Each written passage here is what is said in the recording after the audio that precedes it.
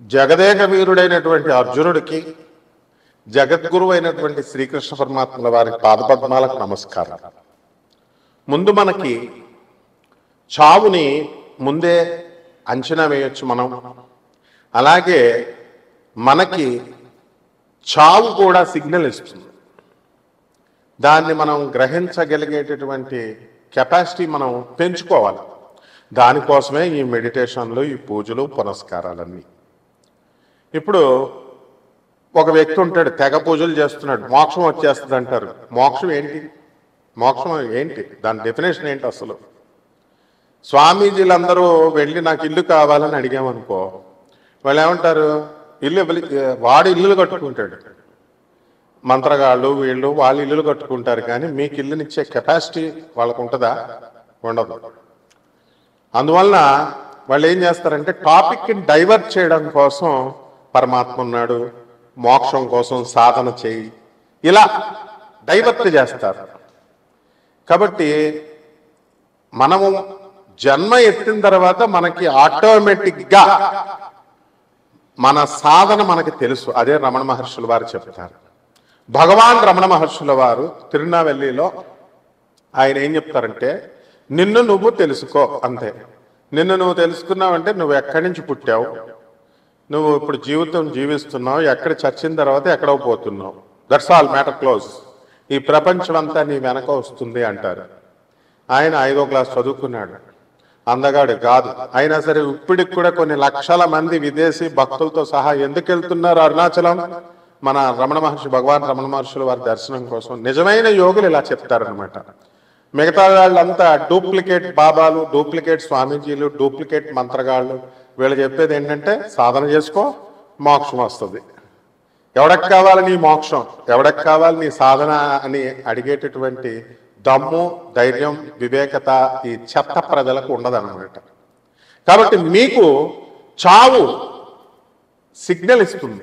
అది పురాణాల్లో చెప్పబడింది. ఏ అధ్యాయాల్లో, ఎక్కడ, ఏ పురాణంలో ఉందో కావలసినటువంటి వాడిని నన్ను అడగొచ్చు, నిర్మోహటంగా చెప్తాను. తల్లిదండ్రులకి దూరంగా వెళ్ళిపోతున్నారనుకో, వాళ్ళకి చావు అతి త్వరలో ఉంది అని అర్థం.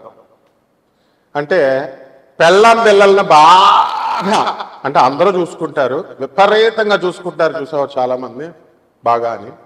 అటువంటి వాళ్ళకి చావు దగ్గరగా ఉంది అనేది ఒక సిగ్నల్. ఎందువలన? Too much is too bad అన్నారు. ఈ ఎక్కువ ఎవరైతే అటాచ్ అయి ఉంటారో వాళ్ళకి దీపం ఉంటుంది చూసారా, ఆరిపోయే ముందు దీపం చాలా పెద్దగా వెలుగుతారు అనమాట, ఎక్కువ వెలుగునిస్తుంది, టపక్కన ఆరిపోతుంది. అంటే మళ్ళీ నేను రాలేను, మళ్ళీ నేను భార్యా పిల్లల్ని చూడలేను అని ఎన్నో రోజుల చచ్చిపోయిన తర్వాత ఆ చూపించే ప్రేమ ఇప్పుడు చూపించేస్తాడు భార్యా పిల్లల మీద. అలాగే తల్లిదండ్రులకు దూరంగా ఎందుకు వెళ్తాడంటే, చిన్న పిల్లాడిని మనం కనుక చూసుకున్నట్లయితే ఆ పిల్లోడిని వదిలి, తల్లిని వదిలి ఆ పిల్లోడు ఉండలేడు. చిన్నప్పుడు మన అందరం కూడా అలా ఒక 2-3 ఇయర్స్ ఉండలేము. ఆ తర్వాత ఏం చేస్తాం? స్లోగా డిటాచ్మెంట్ స్టార్ట్ అవుతుంది. పెళ్ళి అయ్యేసరికి తల్లిదండ్రులను మనం మర్చిపోతూ స్లోగా వస్తాం. అండ్ వెన్ మన మరణం దగ్గరికి వచ్చినప్పుడు తల్లిదండ్రులను దూరంగా వదిలేస్తాం. ఎందుకంటే అది తట్టుకోలేనటువంటిది తల్లి ఒక్కతే. అలాగే మన తల్లి కనుక ఎవరికైనా సరే అనారోగ్యం చేస్తే ఇమీడియట్ మనం క్యాచ్ చేయగలుగుతాం. ఒక 4 రోజుల తర్వాత మనం మంచాన పడతాం. అలాగే నల్ల కాకి ఎవరింటి మీదకైనా ఎక్కువ సార్లు గోడ మీద వచ్చి వాళ్తున్నా, అరుస్తున్నా, కంటిన్యూస్గా, ఖచ్చితంగా మనకి చావు దగ్గరికి వచ్చినట్టే లెక్క. అలాగే శని, ప్రేతాత్మ, ఈ యొక్క ఈ ఆత్మలన్నీ కూడా పితృదేవత అనమాట ఈ యొక్క కాకి. అలాగే గొడ్లగోప ఇంట్లోకి వచ్చింది అనుకోండి, గ్యారంటీగా ఇంటి యజమాని మీరే పోతారు, మెయిన్ పర్సన్ పోతాడు, సంపాదించేవాడు పోతాడు, అది గొడ్లగోప వస్తే. అలాగే తీతువు పిట్ట అడిస్తే ఫ్యామిలీ పోతారు. యాక్సిడెంట్లో చూడండి, చాలాసార్లు ఒక పెళ్లికి వెళుతూ యాక్సిడెంట్ అవుతుంది. అందుకని మనం చాలా పెద్ద గొప్పోళ్ళుగా, చాలా ధైర్యస్తులుగా, మనమే చాలా మేధావులుగా ఫీల్ అయిపోతుంటాం. గట్టిగా జ్వరం వస్తే అమ్మే అంటాం ఒక 10 నిమిషాలకే. అదే మంచి బలంగా ఉంటే దేవుడున్నాడా, ఏంటండి మొన్న ఈ మధ్యన కర్ణాటక చెందినటువంటి ఒక వ్యక్తి గురించి, అరే మంత్రాలు లేవు యంత్రాలు లేవు, భాగేశ్వర్ ధామ్ అని ఒకటి ఉంటుంది, కరోలీ సర్కార్ అని ఉంటాడు, వాడి బుద్ధి లేదు, చీఫ్ మినిస్టర్లకు బుద్ధి లేదు, ముందు ఎమ్మెల్యేలకు బుద్ధి లేదు, ఎంపీలకు బుద్ధి లేదు, వీళ్ళంతా దేవుణ్ణి వదిలేసి వీళ్ళ దగ్గరికి వెళ్తున్నారనమాట. వీళ్ళే దేవుళ్ళని వీళ్ళ ప్రచారం చేయడం వల్ల, వీళ్ళ దగ్గరికి వెళ్ళడం వల్ల వాళ్ళు నిజంగా దేవుళ్ళ ఫీల్ అయిపోతున్నారు. కాబట్టి అందులో ఎంతో మంచిగా అలాంటివి నడవకూడదురా. ఫోన్ నెంబర్ చూసి పేర్లు చెప్తే ఏంటి లాభం, నీకేంట్రా లాభం? ఫోన్ నెంబర్ చూసి చెప్తే నీకేమైనా ఇల్లు వస్తుందా, జాబ్ వస్తుందా? లేకపోతే ఫోన్ నెంబర్ అవన్నీ జరిగిపోయినాయి. ఫోన్ నెంబర్ ఇచ్చిన తర్వాత ఆధార్ కార్డుని తీసుకుంటారు వాళ్ళు అనఫిషియల్గా. శివోహం అనేటటువంటి ప్రోగ్రాంలో ఒక వ్యక్తి యొక్క ఇలాంటి లీలలన్నీ బయట 5 నెలల ముందు బయటపడ్డాయి. 5 నెలలే జాగింది వాళ్ళ వ్యాపారం. ఫోన్ నెంబర్ చూసి చెప్పేస్తాడు, పేర్లు, ఫ్యామిలీ మెంబర్స్ ఇవన్నీ కూడా ఆధార్ కార్డులో ఉన్నవన్నీ. There will be a network. కాబట్టి భాగేశ్వర్ ధామ్లో ఒకడు ఉంటాడు, వాడు వీళ్ళందరికీ ఏంటంటే చదువులు తక్కువ, అడవుడు ఎక్కువ. నిజంగా చదువుకున్నటువంటి వాడు ఎప్పుడూ కూడా ఒక వినయంగా, ఒక పద్ధతిలో, ఒక సాధనలో వెళ్తాడు. వీళ్ళంతా ఏంటంటే వీళ్ళు ఏకంగా దేవుళ్ళగా బిల్డప్ ఎత్తుంటే వెనకాల ఉన్నటువంటి వాళ్ళంతా కూడా రెచ్చగొడుతూ ఉంటారు. వీళ్ళు చేస్తారనమాట వాళ్ళ దేవుడు, వాళ్ళ తప్పుడు కాదు. కరోలీ సర్కార్ అని ఒకడు ఉంటాడు, వాడొకడు యూపీలో. ఇలా చాలా మంది ఉన్నారనమాట. కాబట్టి ఇటువంటి వాళ్ళ స్పీచ్లు ఎక్కువ విన్నా కూడా అయోగ్యుల స్పీచ్లు, అనర్హుల స్పీచ్లు, వాళ్ళతో సహవాసం, ఇవన్నీ కూడా చేసినటువంటి వాడికి అతి త్వరలో మరణం ఉంది అని శాస్త్రాలు క్లియర్గా చెప్తున్నాయి. ఎందువల్లంటే దొంగోడితో పోలీసు నువ్వు తిరుగుతుంటే పోలీసు వాళ్ళు ఈ రోజు కాకపోయినా త్వరలో పట్టేస్తారు. అలాగే అదృష్టహీనులతో నువ్వు తిరుగుతున్నప్పుడు తప్పకుండా ఆ దురదృష్టం నేను పట్టుకుంటుంది. అయోగ్యులు, అశాస్త్రీయ విధానంతో, ఆ తర్వాత ఈ యొక్క అవైదిక విధానాలతో ఎవరైతే ప్రచారం చేస్తుంటారో వాళ్ళకి ప్రోత్సహించినటువంటి వాళ్ళు, వాళ్ళతో తిరుగుతున్నటువంటి వాళ్ళు, వీళ్ళందరికీ మృత్యువు దగ్గరగా ఉంది అని. మృత్యువు వచ్చిన తర్వాత అర్థమవుతుంది, ముందేమో అర్థమవుతుంది. మంచులు చెప్పే వాళ్ళకి ఏమీ కాదు. కాబట్టి ఈ తీతూ పిట్ట అర్జునుడే స్వయంగా చెప్తాడు, కృష్ణ ఈ రోజున తీతూ పిట్ట కనబడింది అంటే ఆ రోజే ఉప పాండవులందరినీ చంపేస్తారనమాట. ఎవరు? అశ్వత్థామ. ఈ విధంగా మనకి ఈ కొన్ని చిహ్నాలు ఉన్నాయి.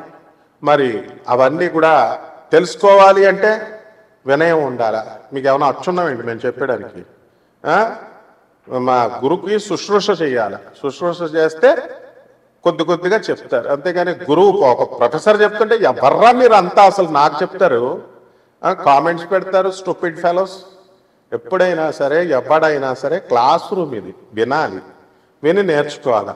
లేకపోతే మృత్యువు కబలంలోకి వెళ్ళిపోతాం అంతే. మృత్యువు యొక్క కబలంలోకి వెళ్ళిపోయినప్పుడు, ఆ ముఖంలోకి వెళ్ళిపోయినప్పుడు నిన్ను రక్షించేవాడు గురువు.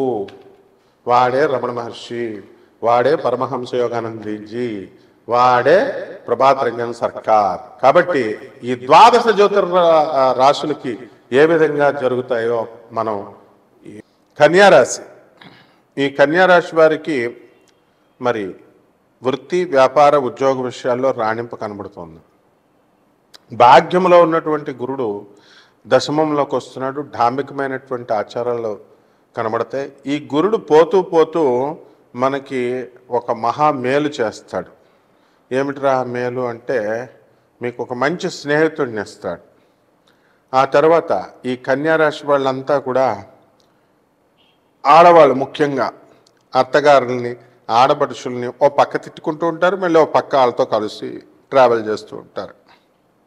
కాబట్టి ఇవన్నీ కూడా స్టాండర్డ్ అయినటువంటి విషయాలు కాదనమాట. కొత్త కొత్త ఆలోచనలు మీకు పుడుతూ ఉంటాయి. చావు గురించి మీకు భయం పట్టుకుంటుంది. ఎందువలన మనకి ఈ యొక్క రాహుగ్రహ ప్రభావము, దానివల్ల ఇలా అనిపిస్తుంటుంది. మీకు రోజు కొన్ని కళలు వస్తూ ఉంటాయి. ఆ కళల్లో ప్రతిరోజు వరుసలో కనుక ఒక కాకి 3 రోజులు వస్తే చాలు, బయట 6 రోజులు కనబడాలా. 6 రోజులు కాకరుపు కంటిన్యూస్గా కళలో 3 రోజులు వరుసలో కనుక వచ్చినట్లయితే మీరు మృత్యుముఖంలోకి వెళ్ళిపోతున్నారు అని మనం తలుచుకోవాలి. తర్వాత మాకు జీతబత్యాలు పెరగట్లేదండి, మేము ముందుకు వెళ్ళలేకపోతున్నామండి అనుకునేటటువంటి వాళ్ళంతా కూడా ముందుకు వెళ్ళగలుగుతారు. సంతానంకి సంబంధించి మీకు చక్కగా అనేకమైనటువంటి చికాకులు వస్తాయి. ఆ చికాకుల్ని మీరు సమర్థవంతంగా పరిష్కరించుకుంటారు. మీకు ఈ నెలలో జ్వరాలు, జలుబు, మెయిన్గా లంగ్స్ ఇన్ఫెక్షన్ ఇందులో రావడానికి అవకాశాలు ఉంటాయి. కాబట్టి ఈ ఎట్టి పరిస్థితుల్లో కూడా ఈ కన్యా రాశి వారు మహిళల జోలికి వెళ్ళకూడదు.